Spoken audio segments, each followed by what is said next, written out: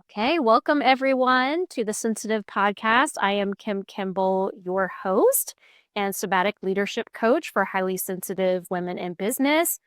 And I am just delighted for this conversation today. I am here with Koren, and I'm going to allow her to introduce herself more formally before we dive in. Oh, thanks so much for having me, Kim. Such a pleasure to be here and have a chat with you today. I'm Koren. I'm based in South Australia, in at the bottom of Australia, and I wear a few different hats. I'm the founder of a digital marketing company that helps ethical small businesses communicate online. Also a journalist, so I write for the ABC and the Guardian, mainly about organic gardening and a little bit about sustainable city living.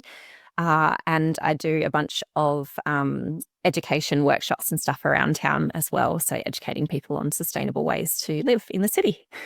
I love it. And just to give the listeners a bit of a context, I always like, if I know the person personally and have experience with them, I like to give the listeners a bit of context of where I know you. And Koren is the beautiful wordsmith magician that did the copy on my website. So if anybody has admired my website and has admired that portion of it, she did it and she made it a breeze and just so like she was able to synthesize my thoughts and put them into these beautiful strings of sentences and words where I'm like, yes, that's exactly what I'm meaning and saying. And the whole process was just so beautiful. So if you need copywriting, uh, please seek her out. I had a wonderful, wonderful experience with her. And, as Thank you. of course, and as I obviously got exposure to Koren and her work, it became pretty clear to me just how she goes about things differently and has really crafted a business that honors her high sensitivity, the way her brain functions, the way her brain works, instead of just kind of going along to get along and going along with all of kind of the industry norms or things like that. And I just grew so much admiration. I was saying this to her before we even started to record. I have such a genuine and heartfelt admiration for the way that she runs her business and the way that she lives her life. And I knew I wanted to have her on so you all can experience that same thing because I feel she has something that is so tangible when you hear her speak, when you see the way that she lives. And I wanted you all to, of course, be exposed to that. So something that I see her do so exceptionally well is craft a business model that fits her like a glove. And like I know, for example, you have said that you every 3 months you take a full week off, as well as working a 4-day work week, which equates to working 188 days a year, which is 2 months less. I think that is so staggering.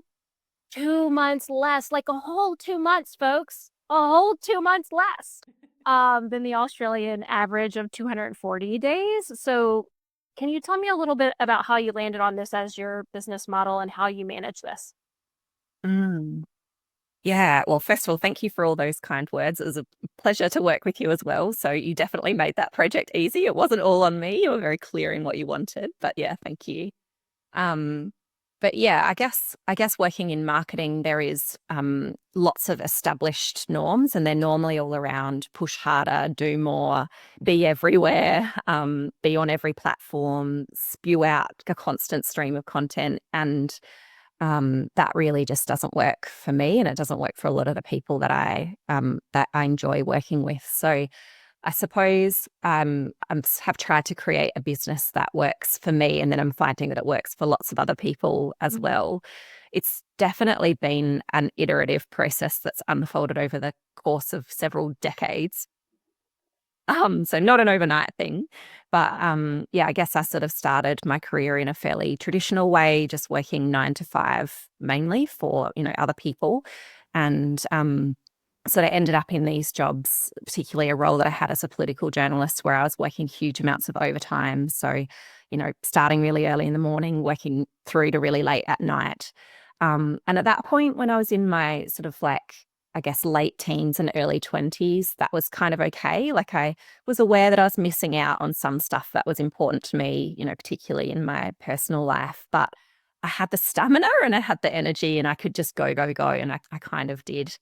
But it was as I sort of started to head towards my 30s that I was like, this is really grating.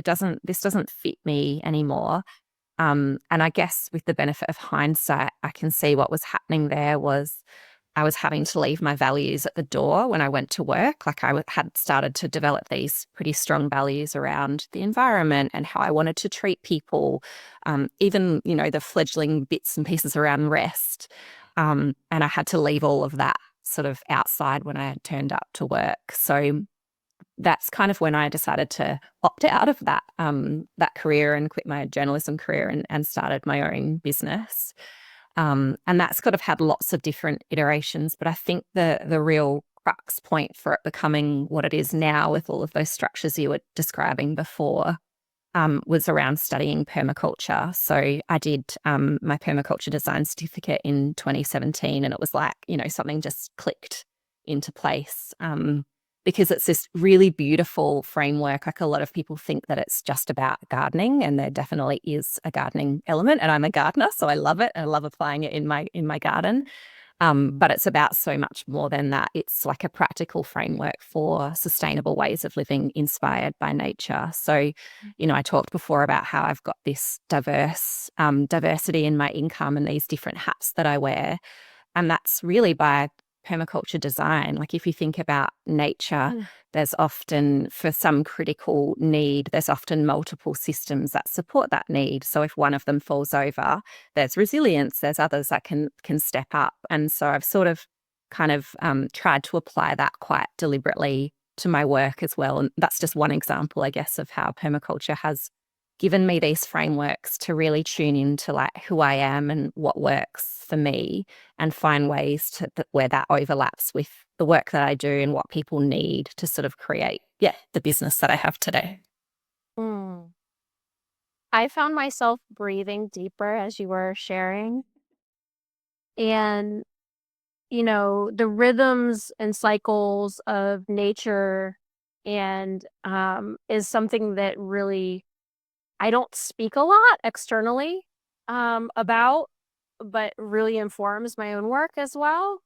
Um, and really tying that and linking that to your business and honoring those cycles and rhythms in your own business is something that I myself have found to be honestly imperative in the way that I work, both like my own cycle as a woman who cycles, uh, and also the cycles and rhythms of the earth as a whole, Totally. And I was also smiling really big when you were talking about the permaculture concept of having multiple streams of income. And the reason I was smiling so big at that was because I've just found that to be so true for myself as well. And I find what really trips a lot of entrepreneurs, solopreneurs up is this one track mind of really kind of having blinders on and feeling like their business needs to be the sole source of income. And then they end up strangling the life out of their business. Yeah. And really not doing that for me has been honestly the key to my business flourishing more and more each year. That I'm not strangling it and forcing it to be at a place that it is not. And I haven't done that since gosh, it's been years now. And like I said, doing that has allowed it to flourish more and more. So really having that permaculture influence of, okay, I'm going to have multiple streams of income. I'm not going to put this pressure on any one specific thing. And then the other, because it's no, go ahead. There you go. I was just going to say it's really hard to do meaningful work or feel centered and able to help in the world if you're under extreme financial pressure. Yeah. And so if you're setting your business up in a way where you're struggling to bring money through the door, you're just not going to be able to do your best work. And so I guess one way that that sort of manifested in real life for me was I had been living in Spain where it's a lot cheaper. I'd moved back to Australia and it's a lot more expensive here. My business needed to make double or more what it was making in Spain for it to be viable for me here. And so I took a part-time job. I was like, right, I'm going to use the permaculture principle of small and slow solutions and just support myself, have a baseline of income that comes in. So I'm not freaking out about my business and then slowly build it. And it's exactly what you're talking about. I think if I'd gone all in, I would have felt strangled. I would have felt that pressure. I would have grasped at any old job. And then, of course, you lose the values piece because you're no longer making decisions based on your values. You're making decisions based on fear, like completely understandable fear, like money is important in our world. But yeah, I think there are some ways to hold that a bit more gently. Mm-hmm. Yes, 1,000%. And the values piece that you just mentioned again of, feeling like you had to leave your values at the door at the 9 to 5, which was one of the reasons why you transitioned. Um, that is, you're naming what started to feel incredibly grating for me. So, that made me sort of transition away from that as well. And so for me in my own experience, I had this really high value of honoring my body. And I was at Yes. that point in time having extremely painful cycles where I would pass out and throw up on day one of that cycle. And I would take 6 Advil and it wouldn't even touch the pain. I'm talking, I would be white as a ghost, sweating, throwing up, passing out. And I would have to treat patients through that. I remember that there was one time that because I was a doctor of physical therapy, I was in clinic and doing an evaluation and looking at the person white as a ghost, sweating. And I was like, excuse me for 1 second, had to go to the restroom and throw up and then continue on. What? And I was like, this is not right. This is just, I can't do this. And it just really started to grate on those values of mine. And that's ultimately what led me to leave. But I think the interesting point that I wanted to bring up here is how often do we transition from that grating on us in a corporate 9 to 5, and then somehow we end up, just as you're talking about, throwing our value out the door in our own businesses, right? Um, Yes. and what I heard you saying that was so beautiful as well is like, oh, I have like found that what works for me actually ends up working for others.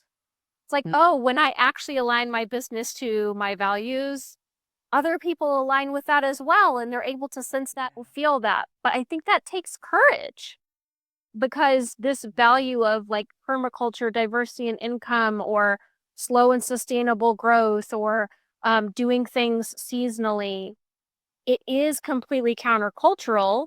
And until you sort of have evidence that that's going to work and that other people are going to vibe with that as well, and other people are going to want that as well, that can feel really scary.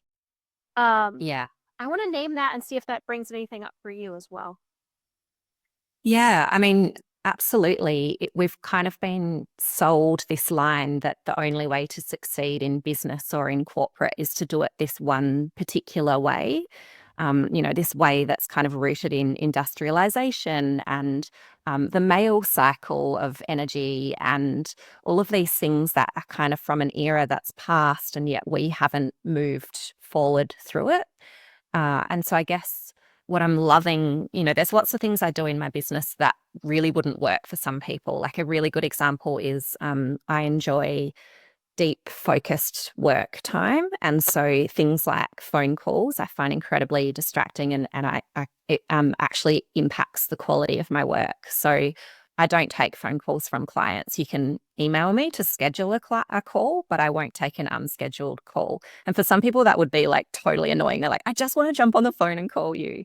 But other people totally get it. And I guess what I'm speaking to there is the fact that just like in every other part of our lives, there's diversity in the business world. There can be, and there are lots of different people wanting, there's millions of marketers all over the world. I'm absolutely not the only person doing it.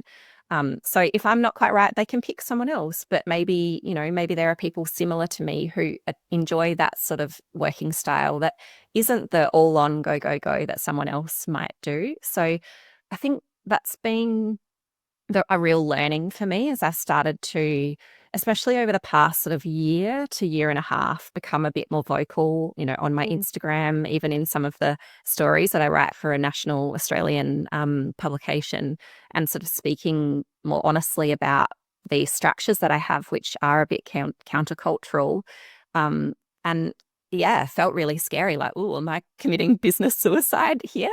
But what I've found is that it's just attracting more and more like-minded people. mm, Another example, I have the quarterly rest week you mentioned earlier. So a bit of context around that, I had noticed that I wasn't very good at taking rest. I wasn't very good at sort of spontaneously taking rest, and I realized I sort of hadn't had a break for about 2 or 3 years or something like that. And so I decided to test this structure where I would just schedule a whole week off in my calendar every season, like every 3 months, and attempt to book nothing over it and just, use it literally for rest. And the first time I did it, I thought, well, I need to be really clear with my clients about this because I'm absolutely not going to be online that week. Like, I'm not going to be taking calls, obviously, because none will be scheduled, but I won't be on email or anything either. Um, and so I created this sort of email to send to all of my current clients that just says, "Hey, heads up, in a week and a half, I'll be on my rest week. Let me know if there's anything you need done before then. Otherwise, I won't be available, and I'll let you know when I get back." And I don't know what I was expecting, but the answers that came back were like, "This is so amazing. I wish I could implement something like this in my business. And thank you for inspiring me. I don't think I can go for quarterly rest weeks, but I've just booked myself 2 weeks off for 6 months because I realized that I also wasn't resting." And so this thing that felt kind of frightening to me actually became another reason why people enjoyed working with me because they were just, aligned. So I really do feel like leaning into what works for you. And I see you do it in your business too, Kim, with the way you've sort of moved and changed since you became a mum and the different ways that you offer services to clients now. That's been hugely inspirational to me personally as well, seeing the way you've navigated that space. Um, yeah, so I feel like it can literally be, we can do it any way we want, and there probably will be a client for that. I guess the one caveat is you need good communication. Like you can't just sort of disappear and I guess I'm quite lucky in that I have these public platforms where I talk about this stuff. But it could just be a work with me page on your website where you explain it, or a PDF that you send to people when they sign up with you, or something like that. Just making sure that people understand kind of the parameters around how you work, and then they can choose. Oh, actually, I don't like that. That doesn't work for me. I'll find someone else. Or brilliant, mm. this is amazing. I'll go with that. Really important. Yeah. Yeah, and I think what you are speaking to is the like repel and attract phenomenon of actually Yes. speaking our truth, right? That we're going to repel the people that aren't aligned and attract the people that are. And that takes tremendous amount of trust. Tremendous amount of trust that by speaking your truth, even though some people will say, no, this actually isn't right for me, that's actually ultimately doing yourself and them, both of you, a huge service because it's just Yeah. highlighting the fact that it wasn't an aligned fit to begin with. And then the Yeah. people that you are going to attract are those like-minded people, are the ones that are like, oh man, this feels like a tremendous permission slip to me as well. Thank you so much, Yes. right? Like Exactly. this is also a permission slip to me. And I love that you mentioned that you weren't good at spontaneously taking rest. There is something about you saying that I'm like, yes. I'm terrible at it. I'm absolutely terrible at it. Some people may be really shocked to hear this, or maybe not so shocked because the reason that we end up coming up with the types of businesses that we have is obviously for our own need. Uh, but I have workaholic tendencies 1,000%. If I do not rein myself in, and part of the reason for that for me is because I genuinely so thoroughly enjoy my work that my work could so easily become the like one place that I get my life and energy from, and also that I kind of use as my hobby as well. It's like, oh, I don't need to have hobbies because I have my business and that can kind of fill me up in all of these ways. Yeah.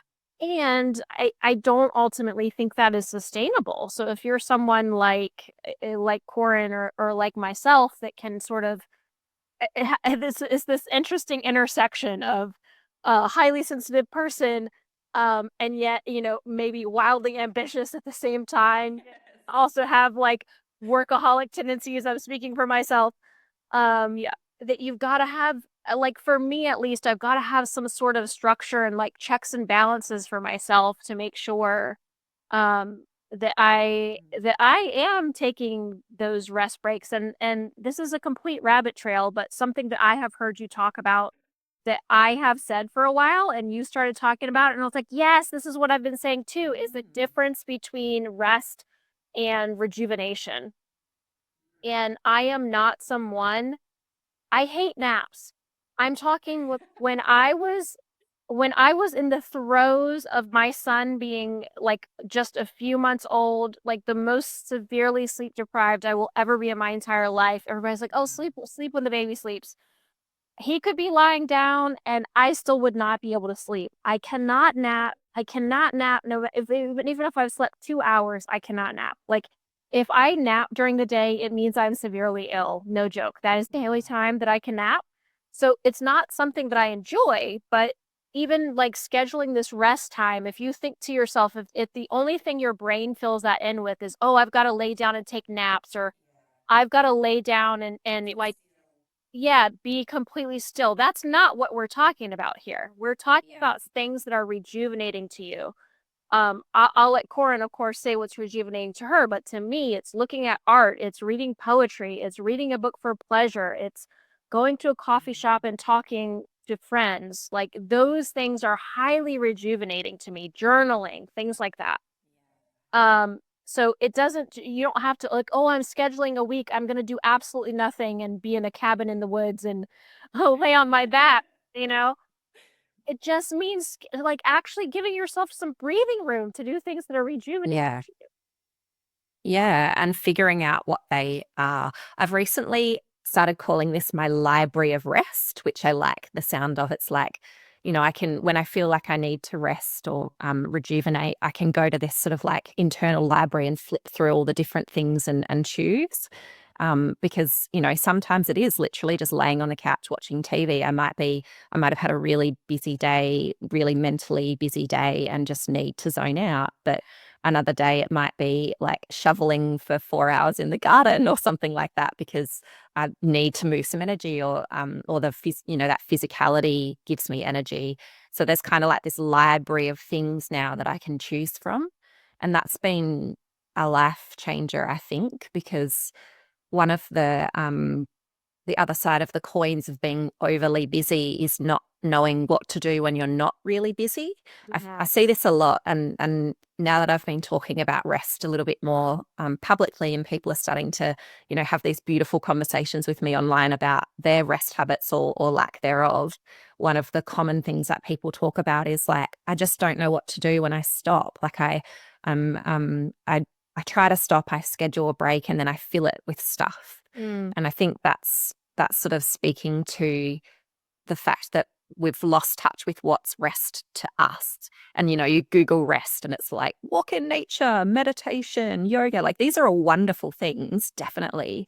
But sometimes they don't work for different people. Like, if I'm really, really, really burnt out, I really struggle to meditate. That's not something I can do in that time frame. So, yeah, I think the pathway to finding what rest is for you is just like pretty much like everything. It's just that tuning in to yourself and just consciously clocking, this gives me energy, or this helps to restore my energy, versus this really doesn't. Like, I've noticed sometimes if I'm really burnt out, a day on the couch watching TV can be great. The next day I'll bounce back up. But other times it won't. I'll feel worse for that. And it's like, okay, I actually needed to move that day or go for a walk or be outside in the sunshine or something like that. Um, so yeah, what rest might look like for you changes day to day. And that's kind of why I love, as much as possible, trying to leave those quarterly rest weeks unscheduled.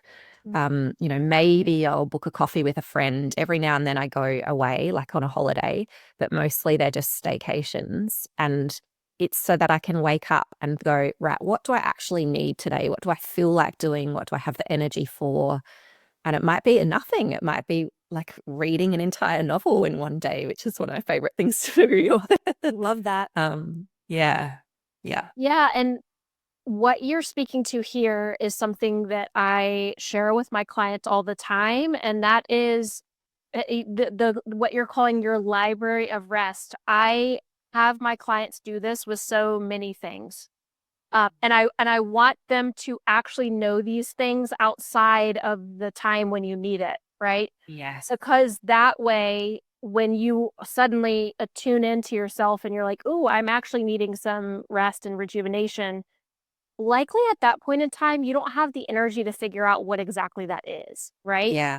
And that can be more mentally and emotionally taxing. So just having that library of rest, you've already figured it out. You can kind of go through that library and be like, okay, yeah, this one actually when I see that, that feels good when I think about it in my body, that's what I'm going to do right now, right? I also do that really talk to my clients about doing that with having and knowing what low energy tasks they can do in their business. So for example, if you tune into your capacity that day when you open your computer and you're like, my capacity is low, okay, well, a lot of times, if you don't know what low energy tasks you can do, then you're just going to default to doing nothing. And Mm. actually, there are low energy tasks that you can do and still be moving the needle and doing something and still honoring your capacity, right? And so Brilliant. it's having that plan of, okay, I know what my library of rest is. I know what my low energy tasks are. I also tell people know what tasks in your business actually bring you energy. So very similar, like to me, live coaching, doing these podcast conversations, those things bring me energy. So I Mm. know that Yeah. I can sort of bake those things in strategically into my business, and things that drain me of energy more is like really thinking a lot as far as content creation, things like that. That takes a lot of Yeah. me. And it's not that I don't enjoy it, it's just that it takes more capacity. So if I tune in one day, I'm not going to write a long form piece of content on a day that I'm low capacity. I'm just not, Yeah. right? So being able to know those things in advance, I think is a really key point of what you're sharing as well. That's so clever. I need to do that in my own business. But what that made me think of too, we were talking before a little bit about seasons and sort of seasonal planning. And that sort of made me think about the fact that I've almost got a daily plan. Like I think about, I've figured out what my energy does most days, more or less. And it tends to be, I'm in a phase at the moment where I wake up at around 6 a.m. with no alarm. I don't know what that's about, but it's been here for a while. So I'm just like ping awake. And then my brain is, firing on all cylinders. I could get up and do my best work at that. I just wake up Amazing. full of ideas and ready to roll. And then as the morning progresses, that energy sort of tapers off. And by about 2 p.m., I'm pretty flat. And so I'm starting to try to schedule my days around that. Not that I really want to be starting work at 6. I'm more likely to go out in the garden and use that energy on, something fun. But what can I pack in the beginning of the morning? That maybe it's a really deep thinking, some marketing strategy, deep thinking, or planning, like those things that require a lot of thought, or writing things that are difficult to do. And then the afternoon can be more like, replying to emails or replying to comments on social media or something like that. So yeah, it's similar, but I like the way you framed that. That's even more structured. So yeah, I'm have to take that one away and give that a go in my business. Thank you. Yeah, of course. Let me know how it goes. Will do. Well, as you shared, you're able to work part-time, which I think is just amazing in order to accommodate your highly sensitive nervous system. And it also, I'm sure you all have heard, it allows you more time to do the things that you love and you enjoy. Permaculture, you've mentioned, gardening. Also, Koren has really cute chickens that I just want to squeeze and love on through the screen. I think it's amazing. And yes, it allows you time to do these things that you love. And I'd love if you could share with us some of the things that you do to make that possible. Hmm. Yeah, I think ironically, the thing that's helped me be able to do more in my life is saying no to a lot more things. So I suppose in my life, I've kind of got these two fairly clear feedback loops. I've got a back injury that leads to chronic pain, and I've also got a neurotype that's quite sensitive to like burnout and sensory overwhelm and those sorts of things. So I've probably got a little bit less capacity than neurotypical people, I think. And in the past, I just like completely ignored these feedback loops and just, like pushed on as much as I possibly could and got really sick as a result. And there's this beautiful permaculture principle, apply self-regulation and accept feedback. So I've started to really use that with this part of my life. Like, okay, the feedback, my body gives me pretty direct feedback in terms of pain or deep fatigue. So I need to apply self-regulation. So how can I do that? And one of it is by being way more honest about my capacity, and then, being more considerate about what I say yes and no to. And one of the really simple ways you can see I'm like kind of a systems person. I really like systems. Is just time blocking in my calendar. So I just use a Google Calendar. I've got different colors for different things, like, my personal life stuff, hanging out with friends might be one color, billable work's another color, non-billable work, like admin stuff is another color. Even stuff to do with my animals. So I can see at a glance what's happening over the week and how busy I might be. And then I use that as kind of like an instant feedback loop of, do I have capacity for this or not? And even like the last 2 weekends, I've had almost nothing on by choice, because the couple of months prior to that, I just was caught in this little whirlwind of things. I had multiple weddings and hens and engagements and my own birthday party, plus, speaking gigs for work and a big conference and all my normal working stuff. And I couldn't really move any of that.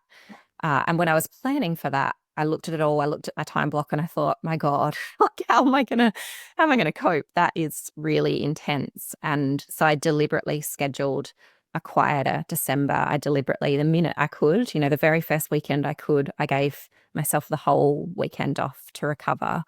Um, and then, I bounced back a little bit more quickly than expected and was able to go out in the garden and, plant all my summer veggies and that sort of thing. So I guess that was an understanding of my capacity and understanding that I would be overloaded, and an allowing of myself some time to recover. And sometimes even just knowing you've got the time is enough to kind of bounce it back up. Um, but I guess the other thing that I use as a tool for kind of like regulating my life, I guess, and being able to do as many of the things as I want to, is this concept of enoughness. So there's a woman in Tasmania in Australia who has a business called Designful. Her name's Jane Hilliard, and she talks about enoughness from the perspective of housing, like how big your house is. We're really into big houses here in Australia, and it's pretty ridiculous. So I've kind of like co-opted her thinking around enoughness and started to overlay that across my whole life. So a good example is with my garden. Like I love gardening. I love growing food. I've got like a native butterfly garden out the front, some fruit trees. These are all beautiful things to have that really bring me a lot of joy, but they're also work. They require input, they require time and management and energy. And so I've deliberately chosen to live in a place that's small. Like I don't live on a huge country acreage. I live in a small city block. And so it's manageable. So I can do that. I can have the garden. I can fulfill that need and that want, but it doesn't have to take up absolutely all of my life. Same with, I don't know, like playing music or hanging out with friends, or it's a kind of like, what's enough? What's just enough of this for me to feel fulfilled without it needing to take over everything? And then I guess speaking to that part-time piece, how am I able to work part-time? Like I am a solo mortgage owner, I pay the mortgage by myself. So there is, financial commitments here, but I've sort of used that theory of enoughness around my financial world as well. Like what do I actually need, and how can I reduce what I need to spend money on, because every dollar I don't spend is time I don't need to work. I think people forget that there's like a direct correlation between those two things. And I know we're living in an era where life is getting more and more expensive, but there are, I think, always ways, creative ways, especially that you can find to live a little bit more cheaply, which then allows things like being able to work 4 days a week. Like, I definitely don't have, the world's best car or the most modern house or anything like that. But I've taken that concept of enoughness and gone, that's okay, because by having these smaller, more meager things, it gives me the ability to work less hours and have more time to rest, which then means I can see my friends on the weekend because I've had my Friday off or something like that. So it's kind of this system that all interplays. Mm. Hmm. I actually feel myself getting emotional at what you're sharing because I I think that if I could shout what you just shared from the rooftops for everyone to understand, um, I think it would heal the world in a lot of ways. Because I think we have this mindset, and I see this mindset so rampant in the entrepreneurial space where it's like, well, I just have to hustle harder and push more in order to make multiple six figures in my business so that then I can rest and then I can be happy, right? Um, and a lot of times you can sort of think about it and be like, okay, yeah, I can take one more client and that can give me an extra 150, $200, whatever it is, this day. Or I can take that hour and go sit in the sunshine. And which one is actually going to, like, if my basic needs are met, if I practice this principle of enoughness, which one is actually going to contribute more to my well-being? Which one is actually going to contribute more to my aliveness? And just as you're saying, I think people get caught up in, we don't even know why. We just know that people are telling us that, right? I mean, capitalism is why, but we just get caught up in this, more, more, more, more. I'll be able to rest when I have more, when it's like, Yes. well, if I could actually just apply this principle of enoughness, I could rest right now. And I could have enough right now, and that may actually lead to more satisfaction, more well-being, more aliveness. And I don't have to wait until my business explodes to multiple six figures in order to do that if I was practicing this principle. I mean, seriously, people, seriously. And and here's the part that bothers me that I would love for you to speak on a little bit, is that I think what gets us caught in the trap, and I would love your perspective on this and if you feel like this is true, but I've been thinking about this a lot as I've seen you model this in your life and been so inspired by it. I think what gets us caught in this trap is this idea that you shouldn't have to sacrifice anything, that I can have it all, that I can have this multiple six figure like exploding business, and I can also have like the rest and the aliveness and the well-being, which maybe at some point you can get there. I'm not saying that that's not possible, and I'm not saying that people don't do it, and I'm very well aware that people do.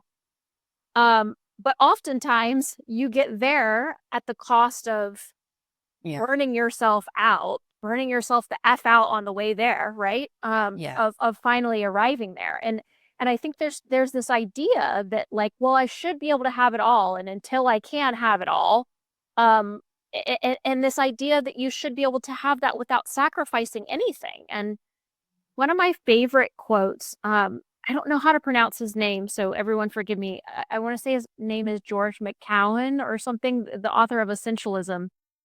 And he says there are no solutions, only trade-offs. It's one of my favorite quotes. My husband hates it. He's like, why? There are solutions. We will find solutions. And I'm like, but there aren't. There are just trade-offs. And what I hear you talking about here is like, okay, well, I can either trade like working my ass off more and more and more, or I can say that there are some areas that I can sacrifice, like having the newest, like fastest car, having the biggest house on the block, like, and say that for me, my aliveness comes more with practicing this enoughness, right? I've gone on a rampage because I feel so passionately about So important. Yeah. I'd love to hear your thoughts. Yeah, I really agree with you on all of that. I think this is a fundamental kind of practice that we've forgotten how to do, or we've lost that perspective. And it struck me as you were talking that when we talk about having it all, we're generally talking about this homogenous thing that's the same for everyone, like, heaps of money, big car, big house, really hot partner, like kids if you want them. There's like these things that are like tick, tick, tick, tick, tick. But like we're all really different, and probably some of us don't want those things if we really stop and think about it, or yeah, we're not prepared for that trade-off, that what we have to give in order to get there is simply too much. So I suppose um, I would encourage people to think about what their all actually is, because it doesn't have to be that homogenous one. Like for me, like having it all is having time to go and see my friends regularly, like being 40 years old, but still having friends, close friends that I see every week or almost every 2 weeks. Like that's something a lot of people my age don't have. They see their close friends once every couple of months if they're lucky. To me, having it all is being able to see them regularly, or being able to eat something I grew in my backyard, or being able to ride my bike because I choose to use things that are close enough to me to do that and not need the car. So in that sense, I've got it all for me, what my all is. And I think that's kind of part of that reframing. Like we don't actually need to go for that capitalist all that was sort of being sold as the dream life, because that's not necessarily what you do truly want if you stop and think about it. And I guess those of us who are starting to fall out the other end of that are realizing that it didn't really make us happy anyway.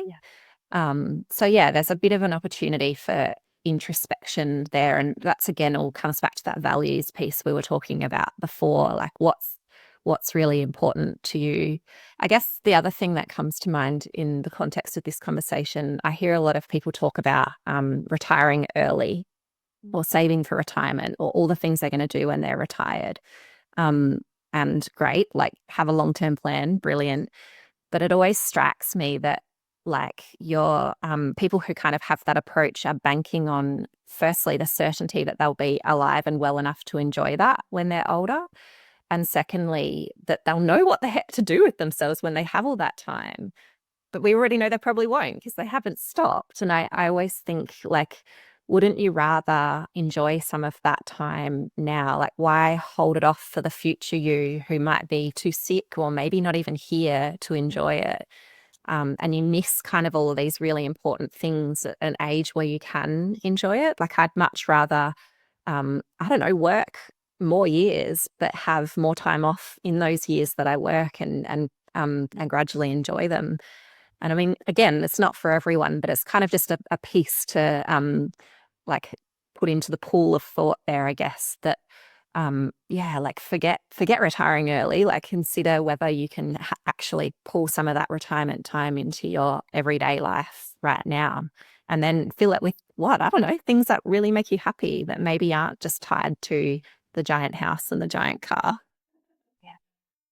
I couldn't agree with you more. I quit my job at one point and backpacked around the world by myself for months. And as I believe you know, and I remember that there were certain hikes and things that I went on in Vietnam or Laos and different places in Southeast Asia where I was like, this is like 1,000% not ADA compliant, American disabilities compliant. Like this is nowhere near that. And if I had any sort of like impairments with my mobility, there is no way that I could do any of this, you know?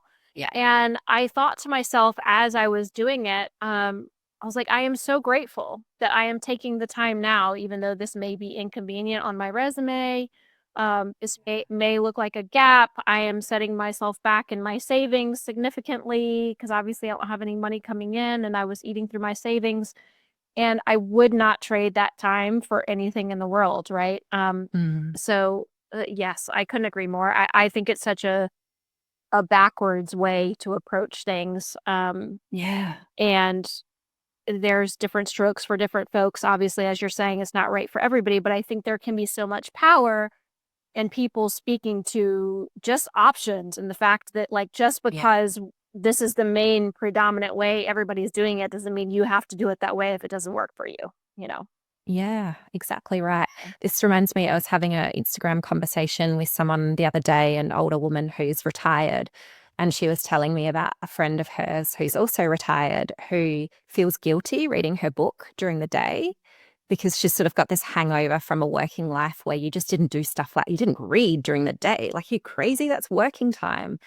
And I just find that incredibly sad. It's like you've finally reached this time where that you've dreamed of, and yet you can't enjoy it because you're so unaccustomed to having like unscheduled time that you're like almost, wasting it in a way in guilt. Whereas if you had allowed yourself some of that time when you were younger, you might be more accustomed to it and more, settled in it and more able to just enjoy it, rather than just racing through to the finish line and then, arriving there and being like, oh no, now what? Yeah. What do I do now? Right. Yeah. Exactly. Well, I've seen you say that you work to two budgets, which I have never heard this, and I just think it's so brilliant. Money and energy are your two budgets. Mm. Can you explain a little bit more about that? Yeah, sure. I guess most people are familiar with like financial budgeting. That's just what I do there is pretty standard. Just, figure out how much um, you need to spend on stuff, break it down by month and week, and then your basic sort of how much you have to earn each week. So that's something I just keep a handle on all the time, both in terms of ensuring my business is sustainable, but also that piece we were talking about before about spending, like, are there things that are starting to creep up that I could actually, maybe don't need anymore? And then I could work less, or donate more money or have more money or something like that. So yeah, that's a pretty crucial part of my thinking. So I've got a croak in my voice. But the energy budget, so that's something, time and energy budgeting is something that I've become a lot more cognizant of in probably the last year. And that's sort of tied into having lots of realizations around myself and my brain and the way I work, noticing some of that reduced capacity from neurodivergence. And so and I do this a lot with people in marketing too. So people often come to me, for maybe a marketing strategy or something. And they're like, I've been told I have to be on 16 different platforms and post 100 times a week or whatever, ridiculous kind of um, goal there is. And one of the first questions that we'll go through is like, okay, but what is your actual time budget for marketing your business? How much time do you literally have to give that won't, impact the profitability? And in my own business, like I've got around, say, between 2 and 4 hours a week for marketing. And that's generally like Instagram, the occasional newsletter, an occasional blog post. That's pretty much it. That's pretty much all I do. And like, that would be a huge no-no for most digital marketers. Like, 3 platforms, what are you doing? Obviously, I have a website as well. But I've looked at my capacity, my energetic capacity and my time capacity and gone, okay, well, that's actually all I can fit in, that those things, that's just how long they take me. I'm just realistic that that's all I can actually achieve in that amount of time. And I've kind of worked it back from there. And I feel like, um, getting really, it's just about getting really honest about your capacity and then being, sort of slotting them in and understanding in the same way you would go, yes, I have enough money to buy this. It's like, yes, I have enough time to do this. I mean, even with this podcast, I mean, you asked me months ago if we could have a chat, and I looked at my time budget for the next little while, and it was like, great, absolutely want to, but can't until, many months down the track. So it doesn't always mean saying no to stuff. It just means you can kind of schedule a bit more effectively. But yeah, really around marketing, because I see a lot of people sort of take everything on, listen to all these blogs and podcasts and try to do absolutely everything in their business. And maybe they start really strong with a newsletter, but then they don't continue because it actually took them more time than they expected and that sort of thing. And I guess I just enjoy working through that process of, no, it's okay. You don't have to do everything. We can strategically pick the few things that A, you like, B, your clients will be in that place, and C, you have time for. And then you can just do them well and watch them work, hopefully. Yes, that quality over quantity is what I'm hearing here. And that's such a different concept from anything that you hear of, because what I see happen all the time is like, well, just like what you're saying, I've been told I need to be on these million different platforms. And Yeah. then it builds this incredible sense of frustration. And honestly, what I see it do for people is give you a sense that you're failing. It's a very self-defeating, like self-flagellation process, right? Because like, well, I can't, what's wrong with me that I don't have the time and that I can't keep up with this many platforms?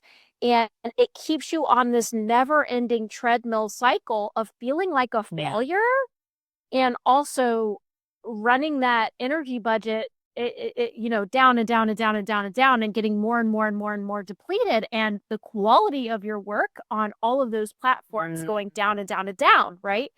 And what you're describing is the exact opposite of, I'm going to look at the time that I actually have for marketing in my business realistically, which I'm assuming I'm going to fill in the gaps of what you said. You let me know if this isn't right. But like for me, it's like, okay, I'm going to work backwards from, I have to also look at where I'm going to put client fulfillment, right?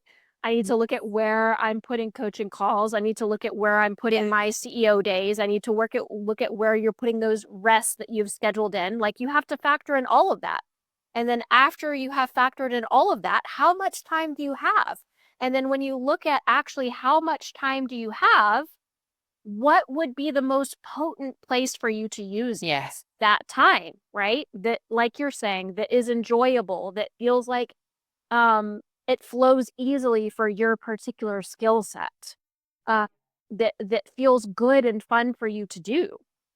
Yes. And doing it that way of actually being realistic and honest about what time and what energy you have completely cuts off that sense of failure, that self-flagellation that happens because you can't keep up, that urgency feeling of I've got to fit another thing in, and yet the time's not there, folks. Like the time is not available. Why you feel like you are constantly falling behind is because you're trying to fit in more than what you have time for.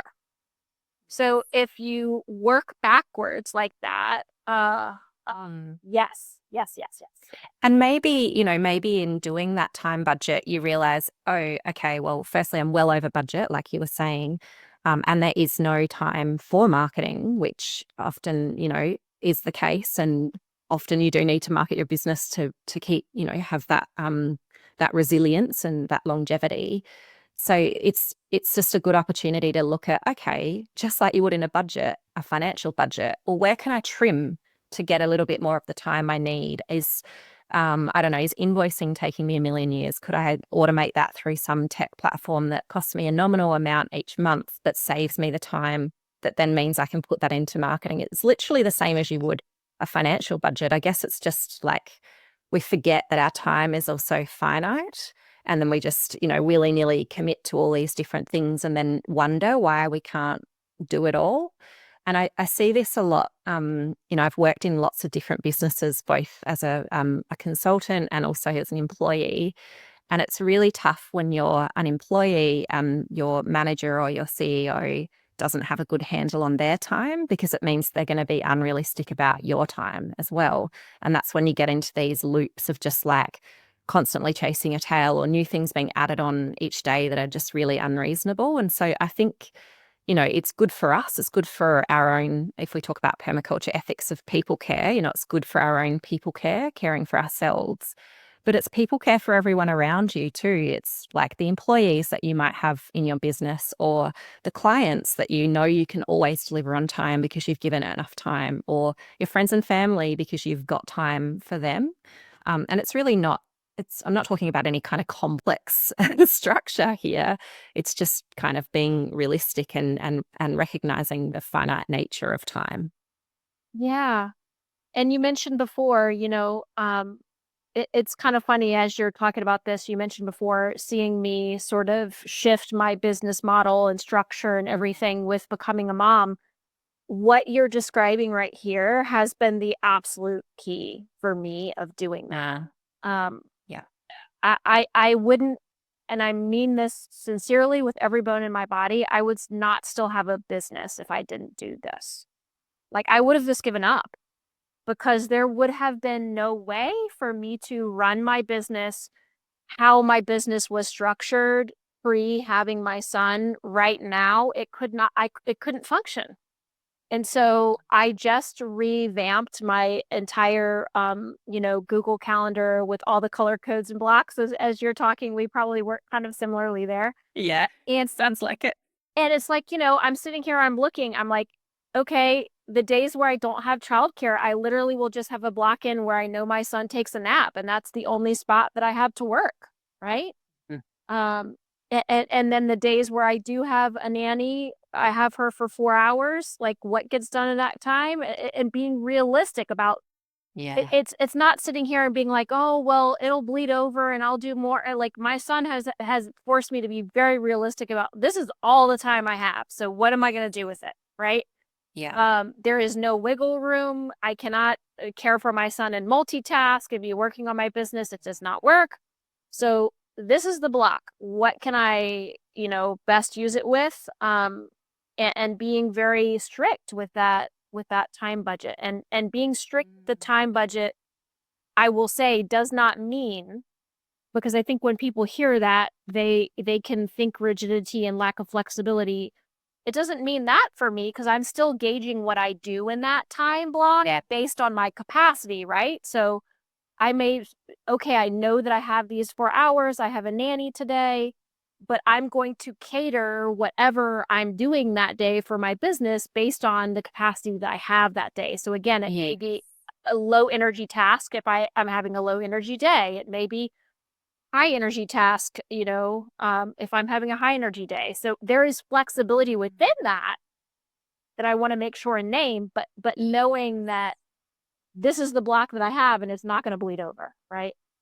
That's so crucial, Kim. And I've never thought to communicate that. So thank you. You've given me a new rabbit hole to think down and communicate about. Because yeah, I do the same. Whilst I might have everything blocked out, it doesn't mean that I arrive at the computer and go, well, that's what's in the blocks. I absolutely bloody have to do that and kick myself up the ass to get it done.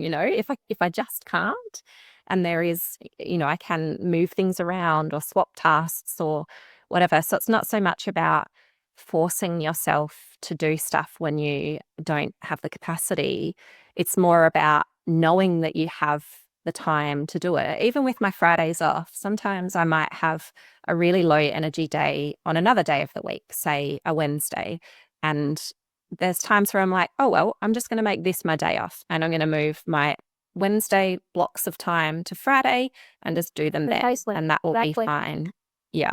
Yeah. Flexibility, you're so right. It's just crucial. Yeah, and I want to name that because I think when we're talking about this, like being strict with your time budgets for people that are like very anti-structures and schedules and things, that can give this allergic feeling of like, oh, like I don't want to do that. But like there's actually a lot of flexibility built into that. It's Yeah. just saying I know that this is the amount of time that I have, and I'm not going to schedule myself for more than that, even if I can be flexible with changing things Yeah. a little bit. And also, if something happens, like I don't know, say there's like a family emergency and you have to go take a day off or whatever, all right, well, this was all time that I needed to work. So what am I going to do with that now? Do I email a client to let them know I need to move their project forward like out a week? Or Do I, use my Friday day off? Do I have to work a little bit on the weekend? Can I cancel something? Like, you're just working with the reality of what's in front of you rather than, kind of constantly going, oh, well, I'll just catch it up and then never. And that sense of failure is self-perpetuating. Yeah. Yeah. I love this so much. Well, I think you have named already a lot of ways that you do things a little bit differently than the quote unquote norm in your life and your business, than other people may think to do. And I'm wondering if there are any other ways that you live and work differently that can serve as inspiration and get us thinking outside of our own boxes. One thing I played around with for a while was an email autoresponder that mentioned that I'm a slow to respond on emails type of person. I've switched it off now because I feel like I communicate about this enough publicly that people kind of already know. But the intention behind that was that if it took me a couple of days to reply, that would just be an expected thing, and it wouldn't be a problem with the recipient, unless it's obviously something urgent. That's different. But I feel like email is a place where I've had people say sorry for my delayed reply when they're replying, on at 9 o'clock the following morning to something I sent 4:30 the day before. It's like, that is not a delayed reply. That's actually quite a fast one, really. And I'd love to be part of a movement that shifts us away from this rapid fire kind of response that we feel that we need for email, and maybe moves us to more of a place where we communicate clearly, like, I'm going to need this by XYZ date if it is urgent. And otherwise, we just kind of let people within a reasonable amount of time kind of get back to us. So I still haven't sort of landed with the perfect solution for that. But I guess I just wanted to mention that as a way that people can kind of morph their habits perhaps in our email world to make them a little bit more gentle, a little bit more slow. There could just be something you communicate on your contact page. Actually, that's something that's actually right. Yeah, it will take me 3 to 5 business days to get back to you, or something like that. So you're just giving yourself a bit of space, a bit of capacity to not have to just be responding to the random thing that's landing on your plate every day. Yeah. I love that so much. And it's that clear communication again that you talked about. It's like you can do so many of these things if you're clear with setting your expectations, if you're clear with your communication around it.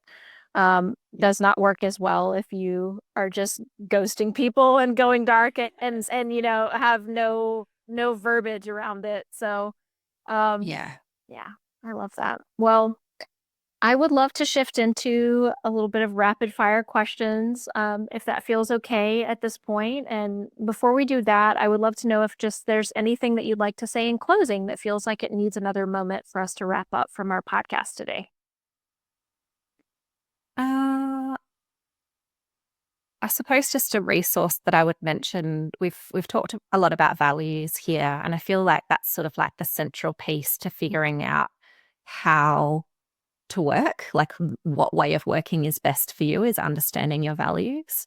And a tool that I really have found really helpful for that is holistic decision making. So it's a framework that sort of began with regenerative agriculture and a guy named Alan Savory in Zimbabwe, I think. And then there's been some people who have taken it and kind of morphed it to be more of a lifestyle design, a business design kind of project. So one of the great proponents of it is the late Dan Palmer, and he still has his website active where you can read lots of different things about how holistic decision making works and how you can apply it. But the reason I really like it is because you start with quality of life statements, like what would need to be true in my life for me to be happy, and then your goals fall out of that. So like one of my quality of life statements is my work helps shift us as a planet towards a more climate positive future.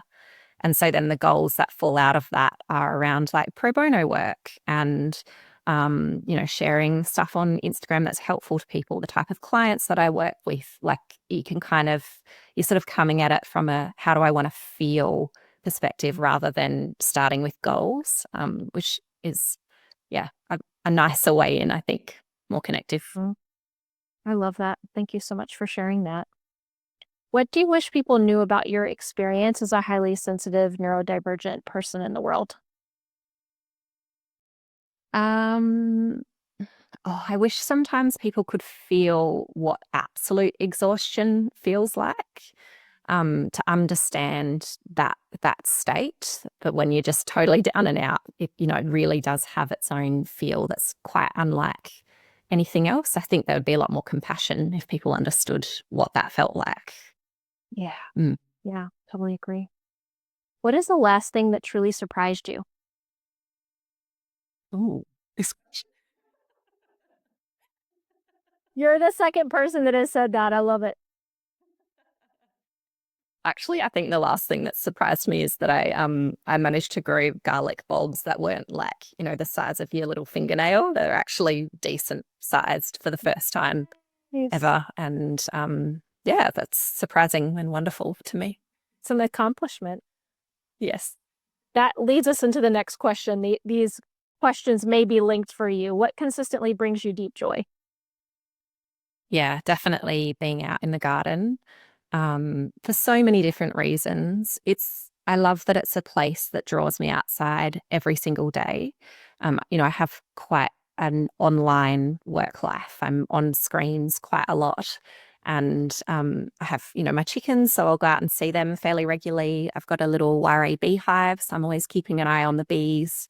And then, yeah, my veggie patch. So I'm often trying to think, what's one thing from the garden I could add to every meal? And it just means that I potter around. I think my favorite thing to do out there is just wander and do nothing and just look at stuff and be like, oh, a bug, oh, a new flower, oh, very joyful. I love that.